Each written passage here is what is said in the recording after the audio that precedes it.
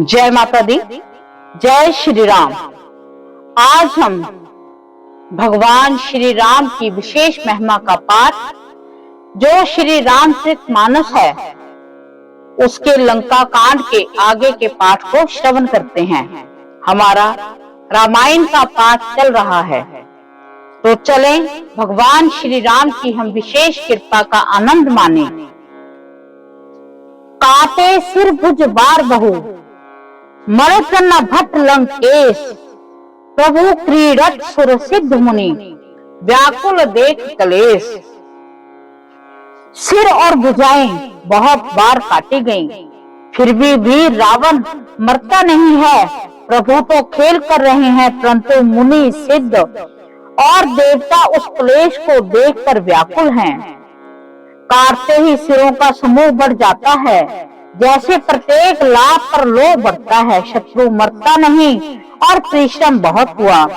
तब श्री रामचंद्र जी ने भविष्य की ओर देखा।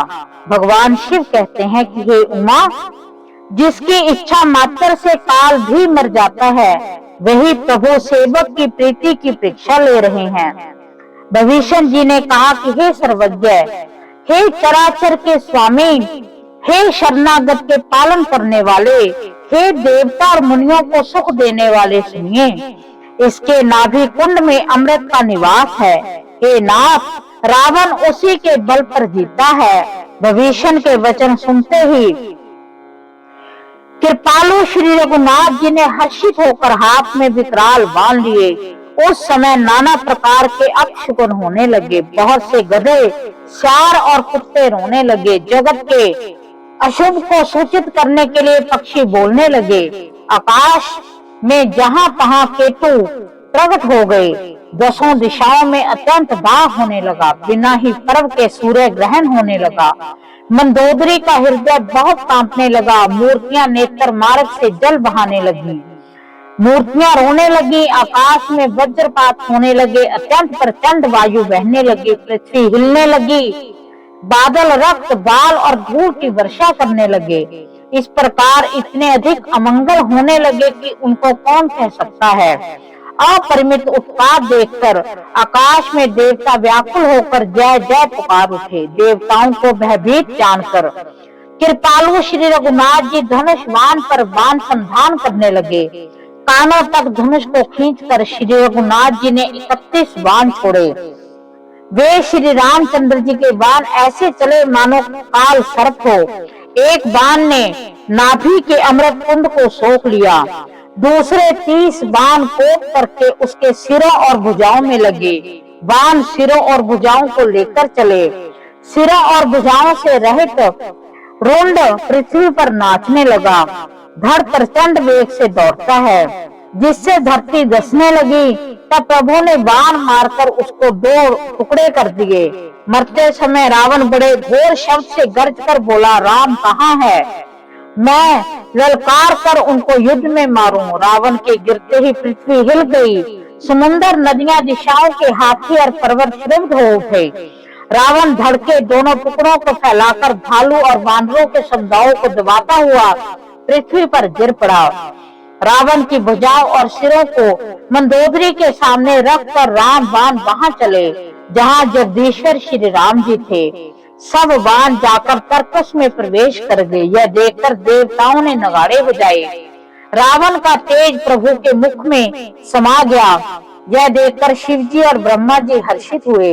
ब्राह्मण घर में जय जय की ध्वनि भर गई। प्रबल भुज दंडों वाले श्री रघुवीर की जय हो। देवता और मुनियों के समूह फूल बरसाते हैं और कहते हैं कि कृपालु की जय हो, मुकंद की जय हो, जय हो।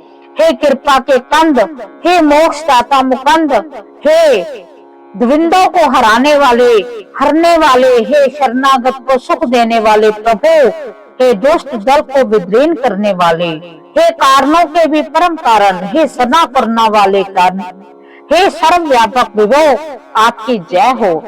देवता हर्ष में भरे हुए पुष्प बरसाते हैं। घमाघम नगाड़े बज रहे हैं। रणभूमि में श्री रामचंद्र जी के अंगों ने बहुत से कामदेवों की शोभा प्राप्त की।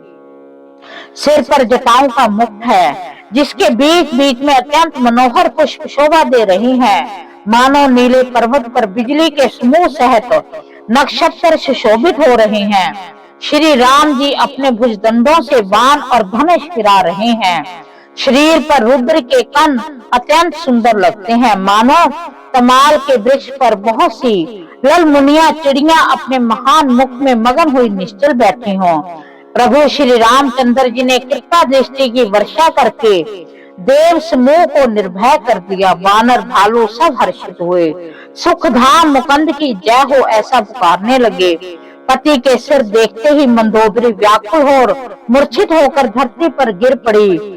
स्त्रियां रोती हुई उठ दौड़ी और उस मंदोदरी को उठाकर रावण के पास आईं। पति की दशा देखकर वह पुकार पुकार कर रोने लगी। उसके बाल खुल गए, देह की संभाल नहीं रही। वह अनेक प्रकार से छाती पीटती है, रोती हुई रावण के प्रताप का बखान करती है।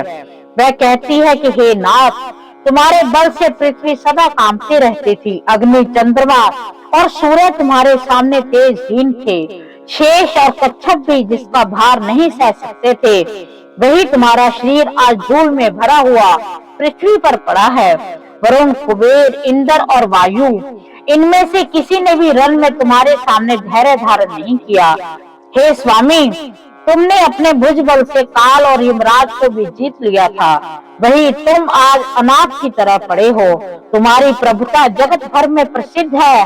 तुम्हारे पुत्रों और कुटुंबियों के बल का हाय वर्णन ही नहीं हो सकता। श्री रामचंद्र जी के विमुख होने से तुम्हारी ऐसी दुर्दशा हुई है। आज कुल में कोई रोने वाला भी नहीं रह गया। हे नाथ, विधाता की सारी सृष्टि तुम्हारे वश में थी। लोग काल सदा भयभीत होकर तुमको मस्तक नवाते थे, किंतु हाय, अब तुम्हारे सिर और भुजाओं को गीदड़ खा रहे हैं। राम विमुख के लिए ऐसा होना अनुचित भी नहीं है। हे पति, काल के पूर्ण वश में होने से तुमने किसी का कहना नहीं माना। चराचर के नाथ परमात्मा को मनुष्य करके जाना। दैत्य रूपी वन को जलाने के लिए अग्नि रूप साक्षात श्री हरि को तुमने मनुष्य करके जाना। शिव और ब्रह्मा आदि देवता जिनको नमस्कार करते हैं, उन करुणामयी भगवान को हे प्रीतम तुमने नहीं भजा। तुम्हारा ये शरीर जन्म से ही दूसरों से द्रोह करने में तत्पर और पाप मुंह में रहा है। इतने पर भी जिन निर्विकार ब्रह्मा श्री राम जी ने तुमको अपना धाम दिया, उनको मैं नमस्कार करती हूँ। अहा नाथ, श्री रघुनाथ जी के समान कृपा का समुद्र दूसरा कोई नहीं है। जिन भगवान ने तुम्हें वह गति दी है जो योगी समाज को भी दुर्लभ है। मंदोदरी के वचन कानों से सुनकर देवता, मुनि और सिद्ध सभी ने सुख माना। ब्रह्मा, महादेव, नारद, सनकादि तथा और जो परमार्थवादी श्रेष्ठ मुनि थे, वह सभी रघुनाथ जी को नेत्र भरकर निरख कर प्रेम मगन हो गए और अत्यंत सुखी हुए। अपने घर की सब स्त्रियों को रोती हुई देखकर विभीषण जी के मन में बड़ा भारी दुख हुआ और वह उनके पास गए।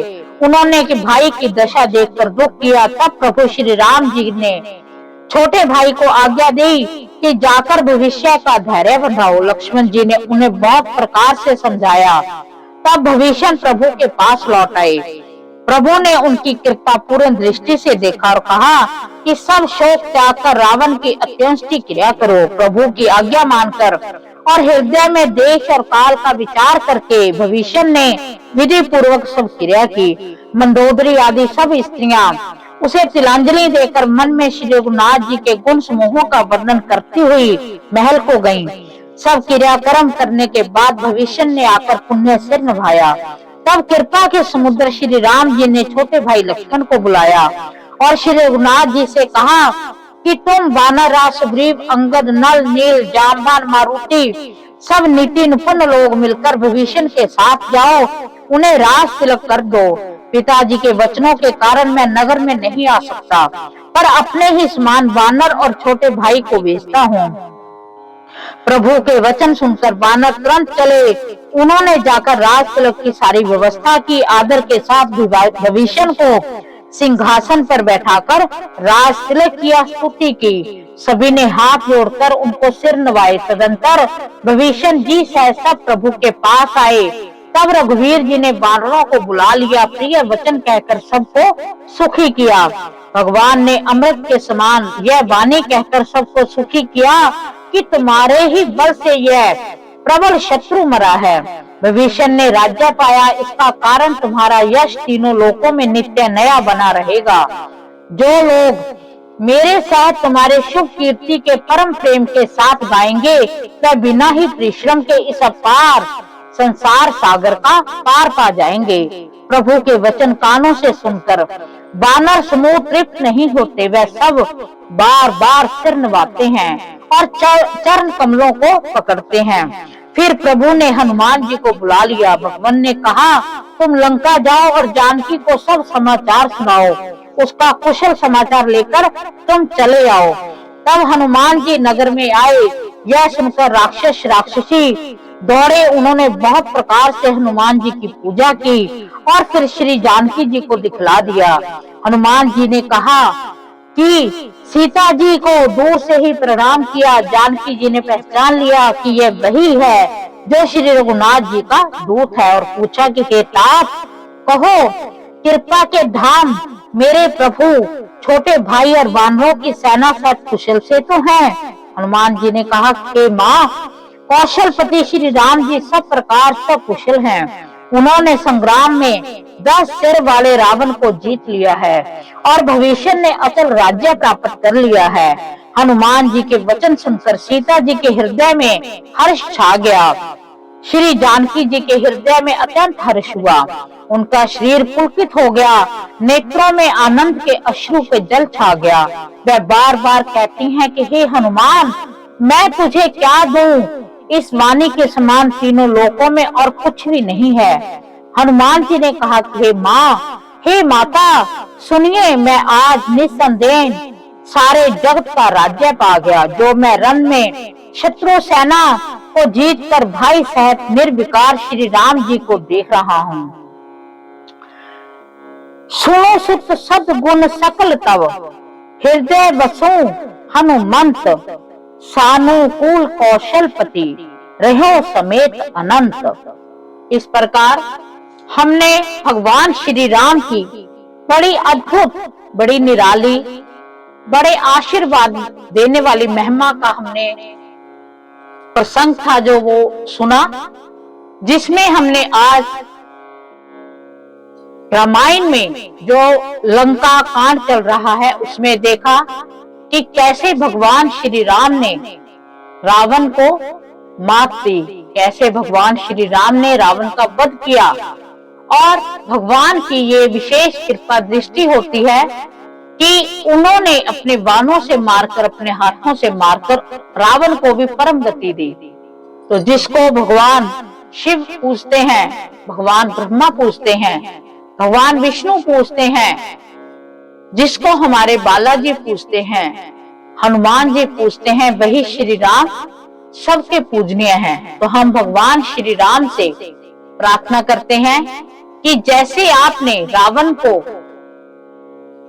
मारकर अपना दुष्टों को, हम भी चाहते हैं कि हमारे जीवन में जो जो दुष्ट हैं, जो जो ऐसे ऐसे राक्षस हैं कि जिन्होंने हमारे जीवन में बहुत उथल पुथल मचा रखी है, तो हे भगवान श्री राम, आप हमें आशीर्वाद दें। और हम आपसे आशीर्वाद मांगते हैं कि जैसे आपने भविष्य को राज तिलक दिया, ऐसे ही हमारे सिर पर भी आप हमेशा ही अपना हाथ रखना, ऐसे ही हमें मान सम्मान का राज तिलक देना और हमारे ऊपर अपनी कृपा दृष्टि बनाए रखना। रावण की पत्नी मंदोदरी इस बात को वो बार बार कह रही है कि भगवान से जो वैर करता है उसका यही हाल होता है। आपने भी भगवान से वैर किया था, इसलिए आपका आज ये हाल हुआ है। तो कहने का भाव कि चाहे उसकी लंका सोने की थी, उसको देखते ही धरती धसने को हो जाती थी, परंतु जो बुरे कर्म होते हैं उसका एक ना एक दिन फल अवश्य मिलता है।